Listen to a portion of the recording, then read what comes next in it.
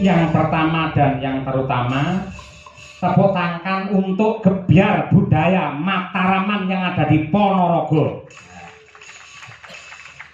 Kerjasama yo mak antarane Dinas Budaya Pariwisata Provinsi Jawa Timur kelawan DPRD Provinsi Jawa Timur dasare direngkuh kelawan Bapak Bupati ing Ponorogo.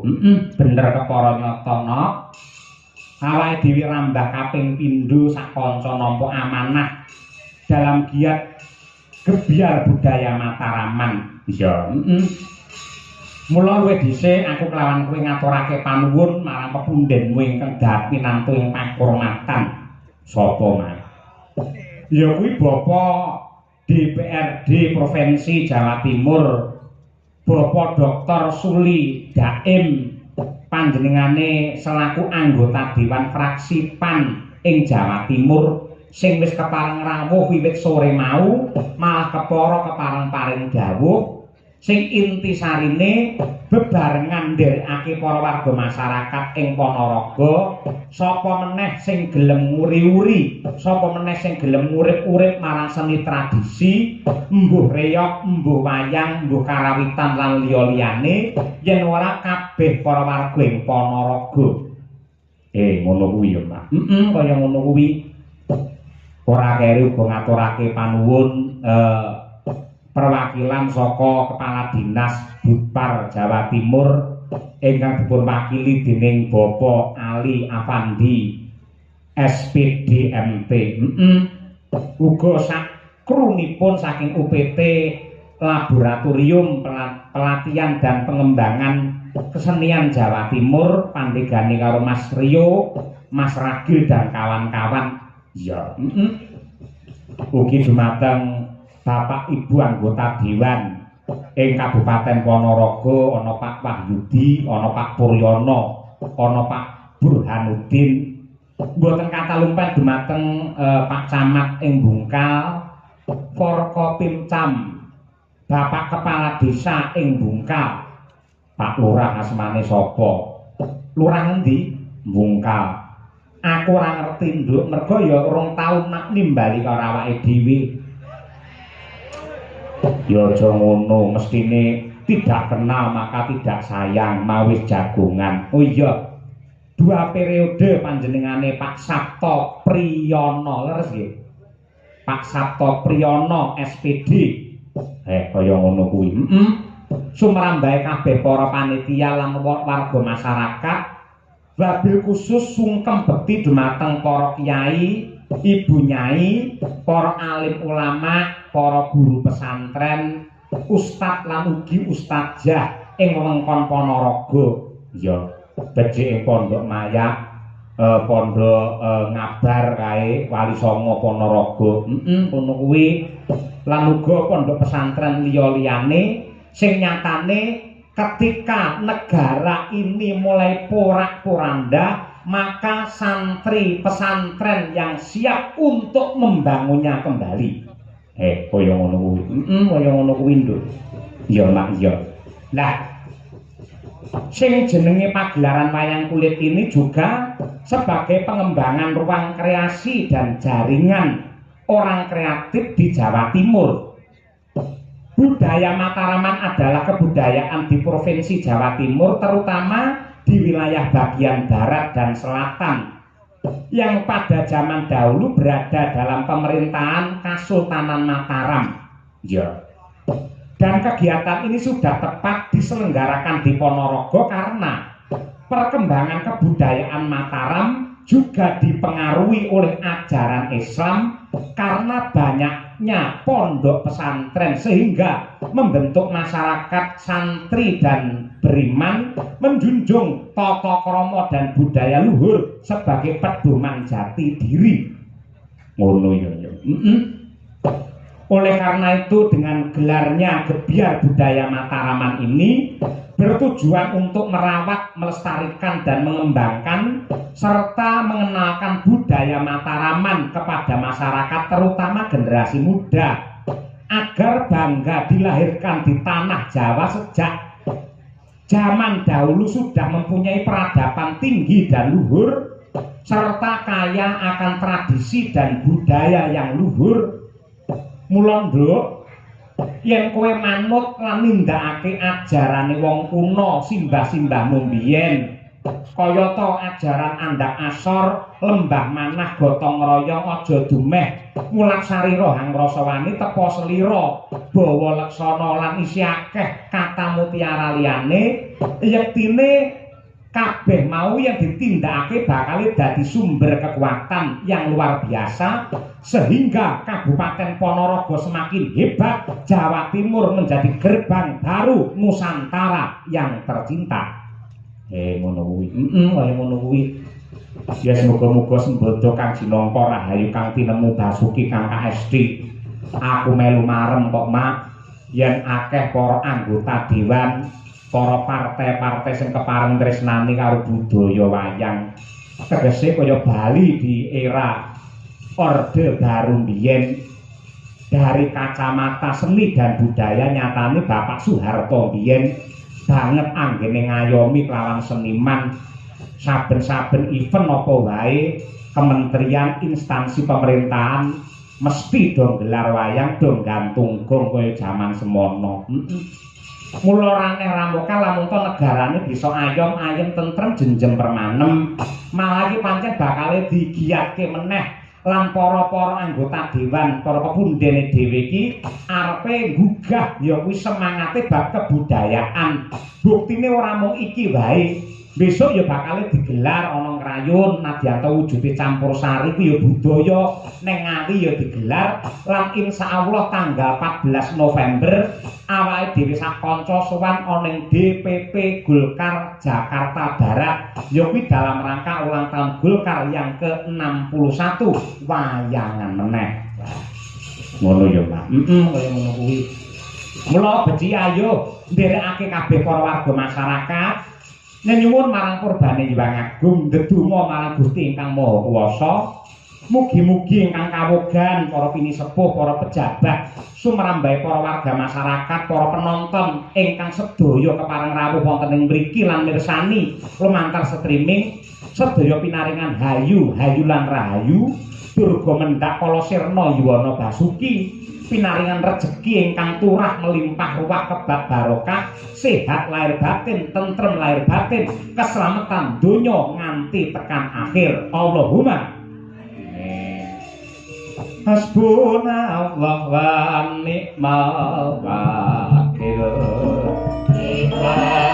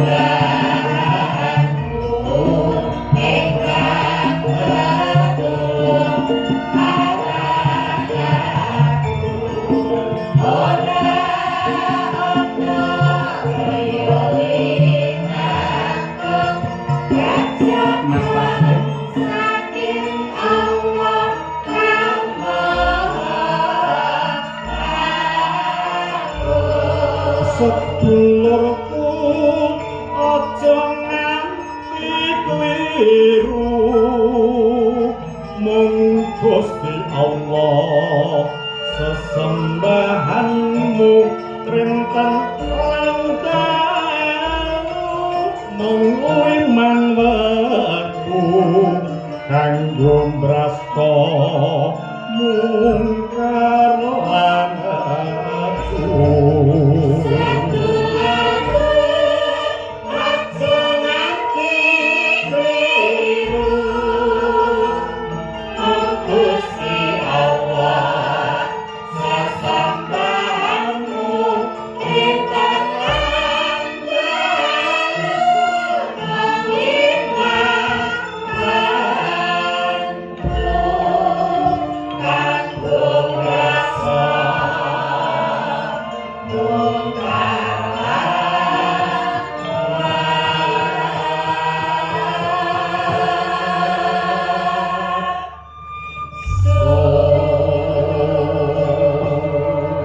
Kejaba saka kuwi perlu banget tak aturake lamun to para kadang-kadang seniman pedalangan lan para masyarakat penggemar wayang nembe wae kelangan gedhen.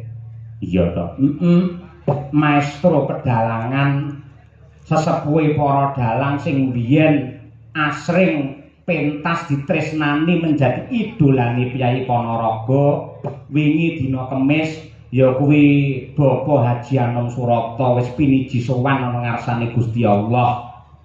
Mila kula nyuwun dumateng sedaya kemawon para lenggah, kula nyuwun keikhlasanipun donga panjurungipun mugi-mugi alusipun Ki Haji Anom Surata tinampi wonten ngarsanipun Gusti dipun apura sedaya kalepatanipun satemah tentrem mulya wonten swarganipun Gusti Allah. Allahumma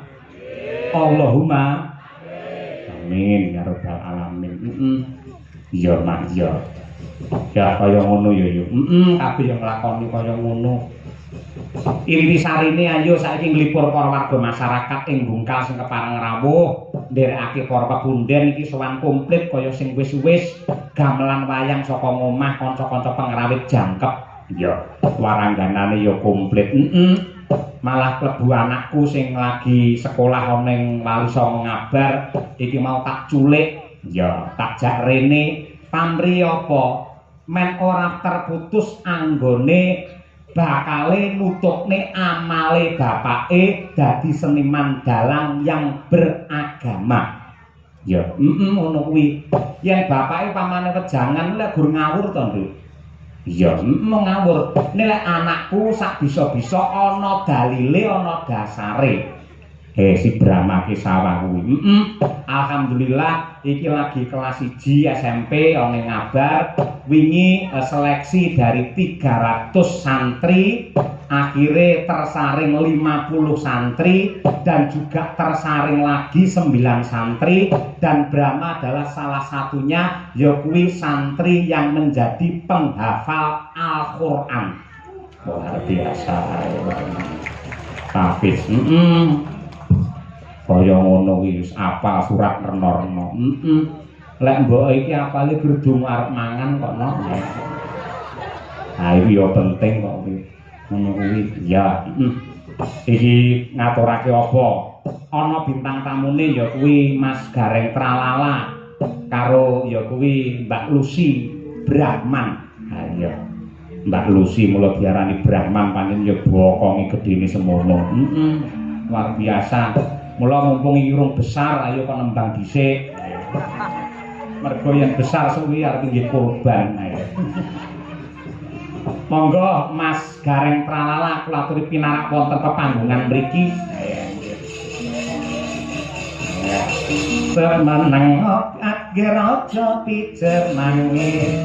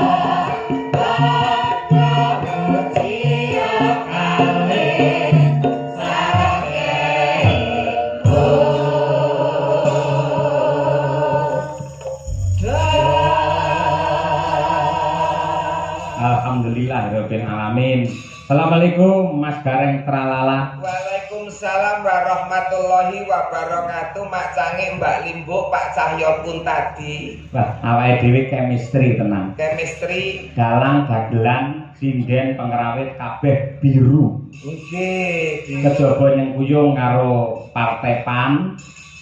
Biru adalah doa untuk warga masyarakat ing Bungkal mriki mugi-mugi bisa rukun bebarengan mbangun kota Ponorogo. Oh nggih, werdine biru niku nggih Pak nggih. Nggih. Bisa rukun warga masyarakat Bungkal sesarengan anggenipun bangun Ponorogo. Leres nggih.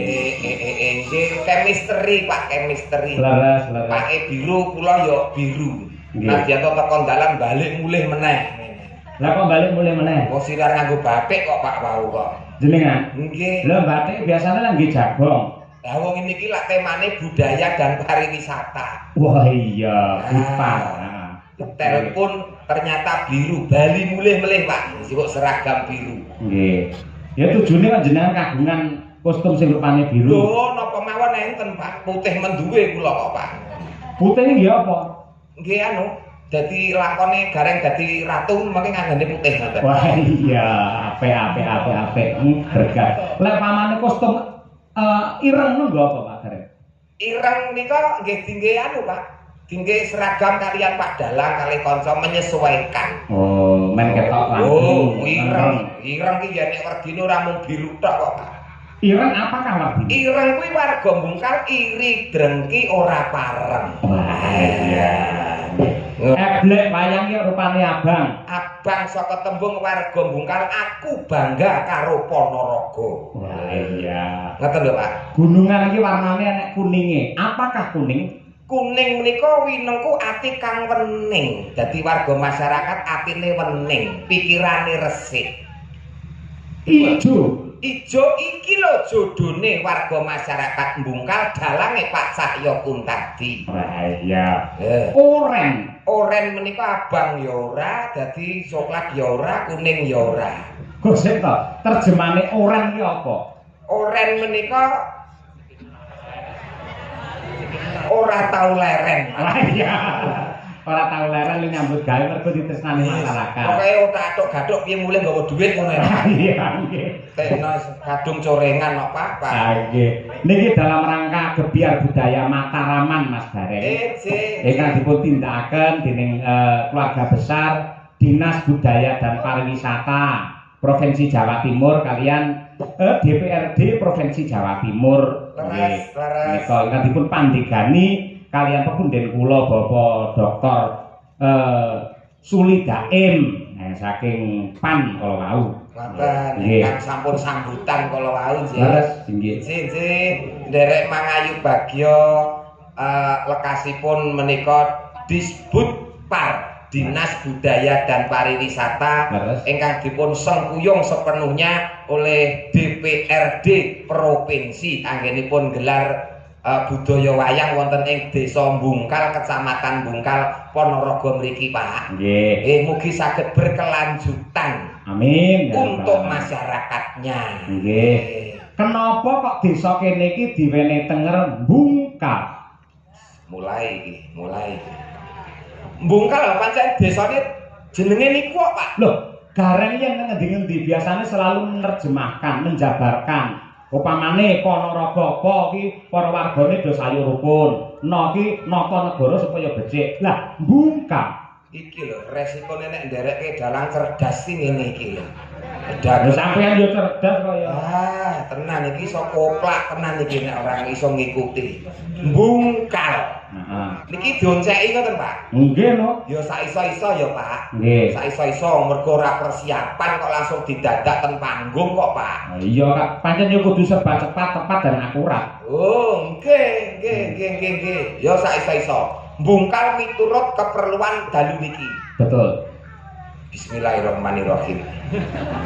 Hurufe napa, Pak? B U N G K A L. Terus B Bungkal gitu. B ne bersama-sama Dinas Budaya dan Pariwisata sing diembani utawa diestoni dening DPRD Jawa Timur, Provinsi Jawa Timur gelar acara wayang untuk masyarakat. Tepuk tangan, spontan yang bagus ini, pintar tenan ini. Niki pun nanya kemeringet lho Pak, niki Pak. Yang kedua U menika tujuanipun Pak. U untuk, untuk siji menghibur masyarakat, ping pindhone untuk selalu inggih menika memupuk utawa nguri-uri budaya lan tradisi supaya tidak hilang. Itu U. N sik dawa lho. Iya Pak, dawa Pak, dawa. Nggo mlaku ngantek ketekuk-tekuk Pak. N nilai luhur yang ada dalam pakliran wayang sebagai contoh untuk kehidupan berumah tangga dan masyarakat ana ing Bungkal mriki. Luar biasa. Men saya semangat para penonton. Tepuk tangan lho Pak Gareng elok iki. Men tambah semangat. Pun boten sak tepuk tangan, pun. Lah ngopo? Wong iki yo mringis tenan kok dadak tepuk tangan. Gareng tralala itu tidak pernah membutuhkan tepuk tangan, Pak. Terus? Nggih, yang dibutuhkan gareng tralala bukan tepuk tangan tapi uluran tangan, Pak. Iya. Tak kira saweran. Beda karo saweran. Beda. Uluran tangan iki tegese donga, Pak. Donga, muga-muga pinaringan lancar anggere kula mikir Bungkal niki, Pak. Wah. Nggih, mau apa mau? Niku U, N. Terus G. G ya, Pak ya? Nggih. Nggih, alon-alon, Pak. Alon-alon, yo nganggo mikir kok, Pak. generasi milenial, generasi muda, generasi yang akan datang diharapkan akan tetap selalu cinta akan budaya dan tradisi Indonesia. Luar biasa nggih. Nggih. Ora rugi sewengi 750 ngene iki. Lah nggih, arep golek jangkep 1000 kok angele. Sing penting berkah barokah. Penting disyukuri ora lokak kaya kebak. Ora lokak tambah kebak, disyukuri mawon. Nggih. Nggih, pira-pira ditampa. Sing maringi ikhlas berkah kanggone sing nampa. Nggih. Ikhlas nggih? Ikhlas. 750 ikhlas. 750 ikhlas. Niki pira-pirae kula mulih ora nampa ya ikhlas. Nek raimu kok pucet ngono? Mboten pucet nyatraine gareng pun ngeten iki tegese kula mulih keng mriki lahir batin Pak ora disangoni ikhlas. Sebabe Wis lunas. wah iya. Le cemepak Wani gleling mergo wis lunas niku Pak. Terus K. Kepara nyoto. Angel tenan Pak niki. K. Kebudayaan dan pariwisata sinergi untuk bersama-sama menghibur dan memberikan edukasi terhadap masyarakatnya melalui pentas wayang kulit. Wah, elah. Ya dikompleti dengan dalang sapa bisa? Dengan dalang Ki Cahyokung tadi satu-satunya dalang yang terbaik, best of the best, dalang idola. Saka tembung idola iki dalang ora larang. Iya. Ya ora apa-apa mau golek dulur kok. Nggih, waton larang malah ora ketanggap malah merongos ning omah. Betul, Pak. Betul. Kula jenengan karo kanca-kanca iki sing penting lek iso metu kok omah ngoten, Pak. Iya. Kan omah yo bunek kok, Pak. Iya. Iya. A. Mbok kula dewangi to, Pak? Yo ora, aku tugase dhewe-dhewe. Oh iya. Aku sewengi lho bakal mikire. Akan menjadi barometer tolok ukur di Provinsi Jawa Timur untuk provinsi-provinsi yang lain, budaya dan pariwisata sing selalu ngrembaka. Tepuk tangan untuk Jawa Timur. Iya. Iki ngongkon tepuk tangan karo mikir dhek bar iki apa. Nggih. Iki mau apa? Iki A. Terus kari dhewe. L. Larso melu ra Larso. Ora melu. Lagi umroh. Layak untuk diteruskan, layak untuk dilanjutkan acara seperti ini karena banyak manfaat yang positifnya untuk masyarakat, manfaat yang positifnya untuk Jawa Timur. Wah, nggih. Tepuk tangan. Nggih, Mas Jajak. Nggih. Nika Jajak mriki jijik. Niku lho, semunipun pepunden kula menika ingkang minangka pakurmatan Pak Ali Afandi menika saking perwakilan Kadis Burpar Jawa Timur. Rena penggalihe mergo jenengan sampun saged menjabarkan tentang bungkal niki wau. Nggih niki miturut kepentingan dalu niki. Wau nggih paring dawuh panjenenganipun Pak Ali menika. Insyaallah mangke teng Ngawi nggih badhe wayangan. Lah nggih bareng terjemahne ngeten niku kula kelingan wingi ten Blitar nggih Pak nggih. Kan terjemahke desa Blitar rampung cek ngoten niku langsung pimpinane munggah panggung nyawer 500 teng Blitar wingi nggih Pak nggih.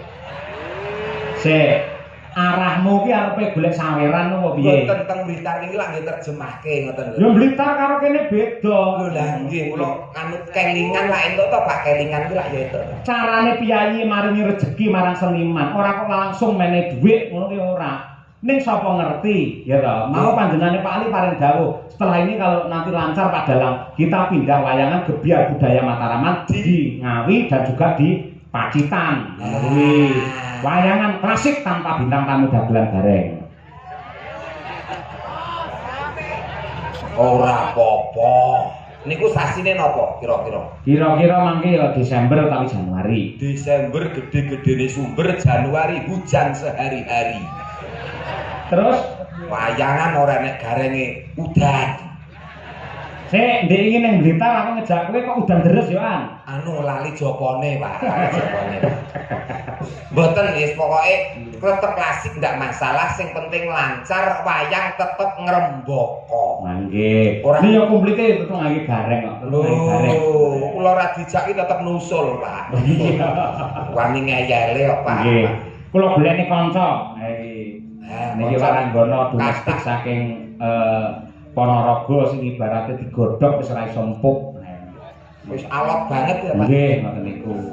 Mbak Lucy Brahman. Coba kaya apa? Men jumeneng. Ya. None none none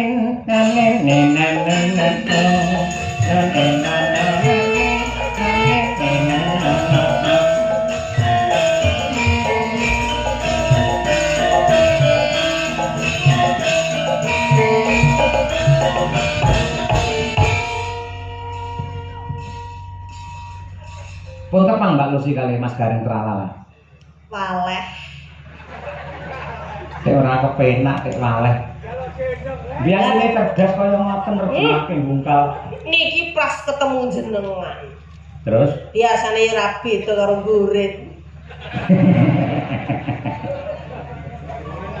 nggih. Kowe karo aku waleh, aku karo kowe saya nek tenan.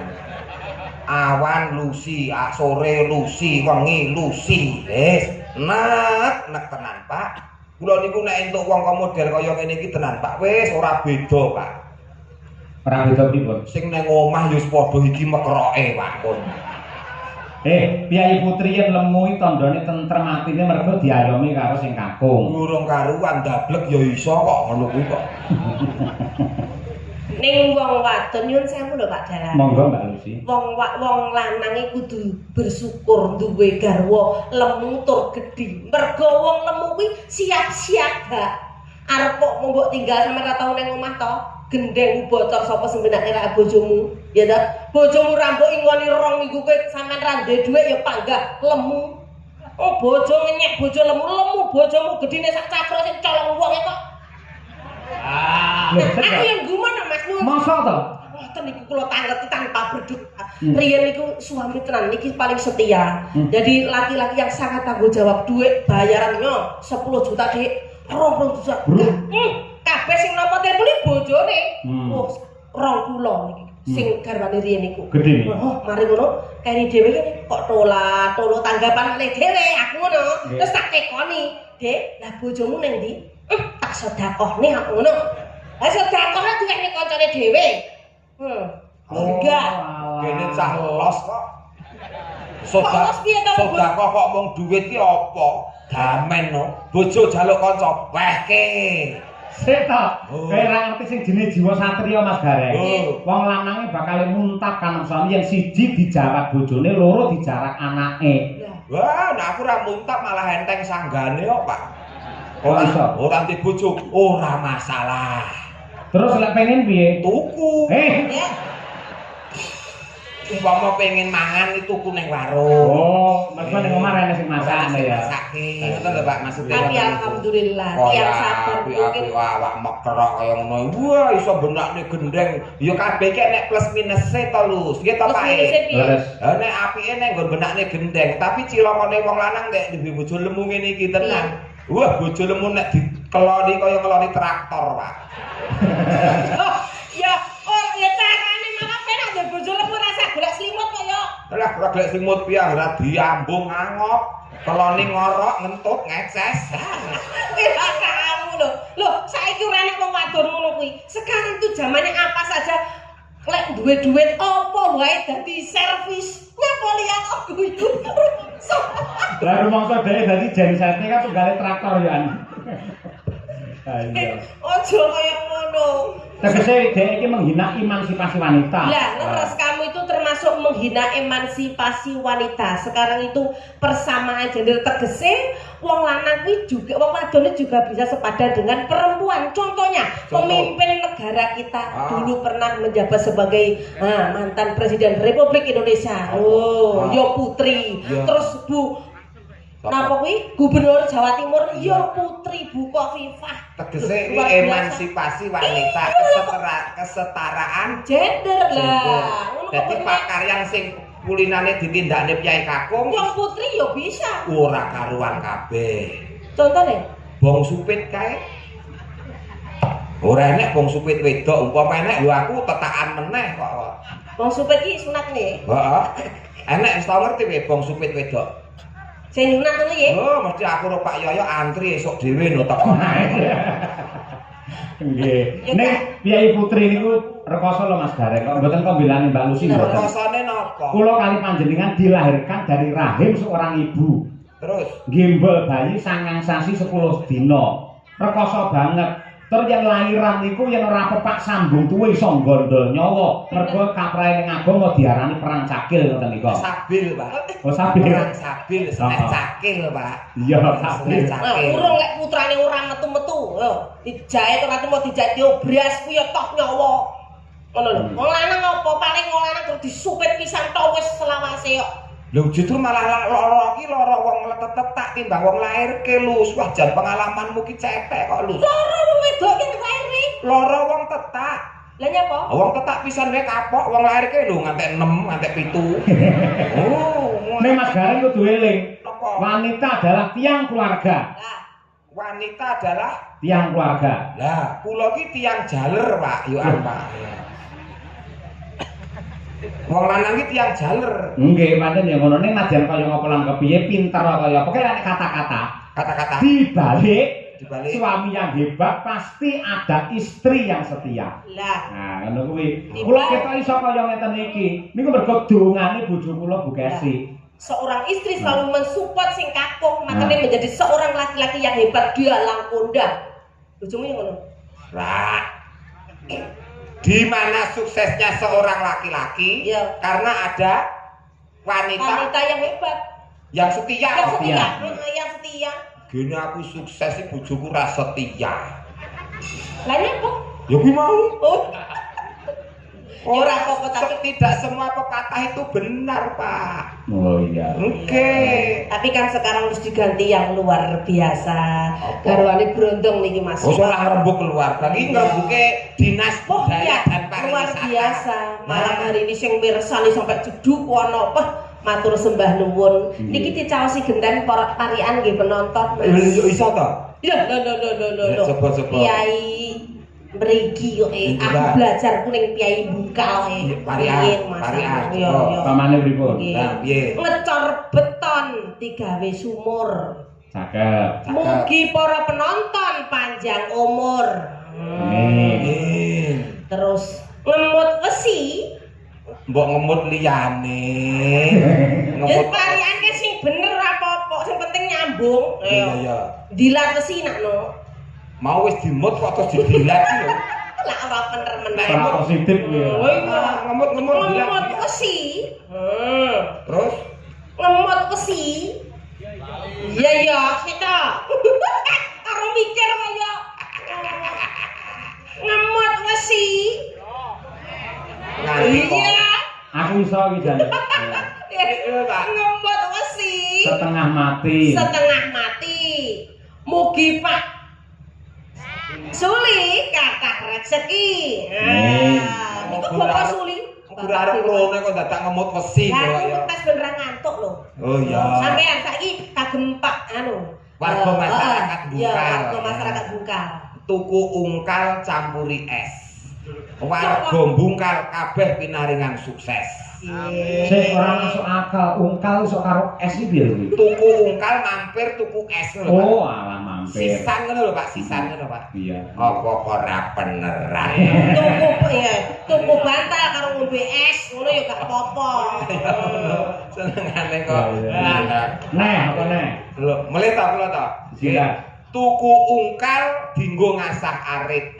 Warga Bungkal kabeh sugih dhuwit. Amin. Kari dhewe emang iki sing urung kelewatan pokoke. Apa? Tuku ya digawa mrene. Pak Lurah kapan wayangane?